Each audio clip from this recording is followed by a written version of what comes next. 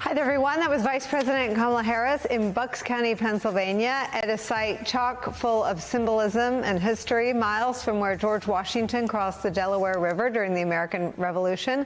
The Vice President making some history of her own today, building on what has been an unprecedented reach across the political aisle and the political divide, something people thought hardened beyond repair in this country until Kamala Harris's presidential campaign sprung out this summer. Republicans who have been left behind by the GOP's capitulation to Donald Trump and transformation into an arm of an authoritarian movement have flocked to her candidacy. She was joined by more than 100 Republicans. That includes former Republican Congressman and January 6 Select Committee member Adam Kinzinger and former Georgia Lieutenant Governor Jeff Duncan, both of whom had primetime speaking roles at her convention. The vice president's message to Republican voters today, looking to turn the page on the chaos of Donald Trump and his very explicit and specific plans now to rule as an authoritarian should he win in November. That's where we start today. Democratic strategist and pollster, MSNBC political analyst Cornell Belcher is here. Also joining us, professor of history at New York University, Ruth Ben-Ghiat is here. Chief political columnist and host of the podcast In Politic for Puck, MSNBC national affairs analyst John Heilemann is here. John Heilemann, I start with you.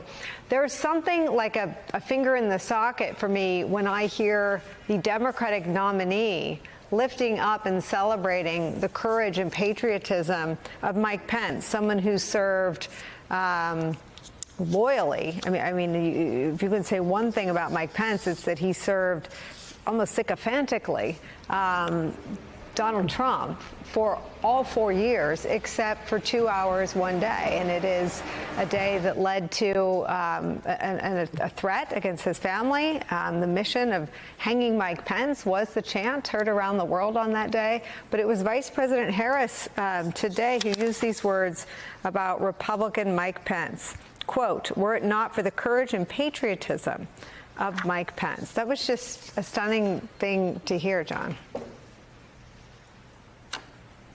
Well, certainly nothing, Nicole, that you would have heard for all that period of time that you talked about up until January 6th. And in fact, something you wouldn't have heard from Democrats even for a long time after January 6th. And I guarantee that there are some Democrats out there who feel uncomfortable about it now and don't love, were not happy to see Kamala Harris with Liz Cheney and are not happy to see her up there with Adam Kinzinger and not happy to see her praising Mike Pence. And yet any Democrat who is really committed to the notion that this election has existential stakes and that Kamala Harris must win this election should be applauding her for doing what she's doing right now, because we are in that phase of the campaign where, as David Plouffe, who's been out in public a little bit this week in a way that he almost never is, has talked about, the argument for how to get out of this, for how Kamala Harris rises above this deadlocked race and manages to pull it out, is on the notion that Donald Trump's ceiling is lower than hers. Hers is a little higher than his, just enough, and that in that gap between his ceiling at 48 and a half, and hers at 49 and a half, 50 and a half, in that gap, there are some very key demographics of available voters. And some of those are lapsed Republicans who do not want to vote for Donald Trump, never will, and she has not yet closed the sale with. And she's now trying to do that, and this is the way to win. But whatever you think about Mike Pence, this is the way for Kamala Harris to win the election. And I think every Democrat who doesn't like it has to hold their nose and say, all right. That is, I'm sure, the case, Cornell. But I hear from as many Democrats who just want to see her win and want to see her win with the kind of mandate that has a coalition that may be of some effect should Kamala Harris prevail, as Joe Biden did in 2020, and need to have a bipartisan megaphone to call for calm in the country. I mean, it seems like not just a political advantage. I mean, her numbers among white college-educated men, not women, but men, according to the new Marist, but she's got 59% of them. And Trump has not even all of the rest, most of the rest. I mean, the margins that she's building up, and you know, it does look a lot like the Obama coalition. But speak to the points that John Helm is making about her embrace of her bipartisan and Republican support creates some cross pressures for her. Well, look, I think I don't want to think of this in our actually partisan political terms, because I think too often our campaigns, like always our campaigns in our elections, especially at the presidential level, have been hard partisan contests. And I think historically what you see in hard partisan contests is, you know, speaking of that Obama coalition, right, that hard partisan contrast, 51%, right, at Biden, 51%. But I lean into something, Nicole, that you and I have talked about many times on this show, and that is a different kind of coalition, right? That is the democracy coalition, that coalition that's for democracy. And I think when I hear this speech and I hear her lean in to reaching across the aisle and talking about Republicans and reaching across the aisle and praising Republicans and trying to pull Republicans in a very different way, and you see the number of Republicans who are coming out for her. I think she has a potential to have a coalition that, quite frankly, doesn't even look like the Obama coalition. It is probably even broader than the Obama coalition, right? Not which I thought, you know, if you look at, you know, Democrats' ability to win here, we've got 3 elections out of the last 4 or 5 elections where Democrats have gotten 51%, been able to get a majority, a little over 51% for Obama.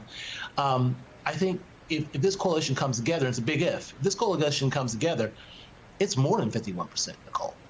You know, and I think it puts more places in play than either Biden or Obama could do in a typical conventional, you know, D versus R race, right? This is becoming something perhaps even bigger than a D versus R, but to something that you've been talking about a long time, and that is a coalition of those who are for democracy. And Ruth, a lot of what I understand about how countries on the edge of the knife, the study of a slide to autocracy, is these edge of the knife moments, and the off ramps always, the successful off ramping always entails a bipartisan or a multi sort of party coalition that says no to that jump off the cliff into autocracy. Tell me what you see when you see the Democratic nominee surrounded by members who, as she pointed out, I mean, she said explicitly, normally, you know, to be surrounded by all these Republicans isn't something that I would do 19 days out from the election. But she made this point. Donald Trump is talking about using the American military to go after Americans. And you know who he's going to target? Journalists whose stories he doesn't like, non-partisan election officials who don't respond to his efforts to find more votes, and judges whose ruling he doesn't like. I mean, she's assembling a coalition of people who are against those things.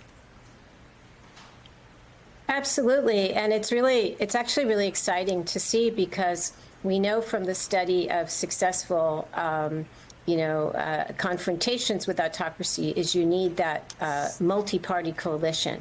Now, we only have the 2 parties. And so what she's doing through first Republicans for Harris, and now having, over 100 Republicans on her side talking about crossing the line and country over party. Actually, to build on what Cornel was saying, what we're seeing is the assemblage in this campaign of a pro-democracy movement in America, because our democracy is threatened as it has never been before. And Vice President Harris was extremely eloquent about this. And it was very important to stop and think about that language of enemies within. Because it's not just immigrants, it's not just journalists or judges, it's also political opponents. As she said, anyone who does not agree with Donald Trump or who criticizes him becomes an enemy. And it was also very important to cite General Milley saying that Trump is fascist to the core. And, you know, this raises the specter of using the U.S. military for domestic repression, which is what the dictators I've written about, that's what they do. Pinochet and others. So this was a terrific speech, and she's holding the key with the country over party and the appearances with important Republicans to build a kind of coalition that has been said goes way beyond what has been done before, and in that sense is the answer to our current emergency.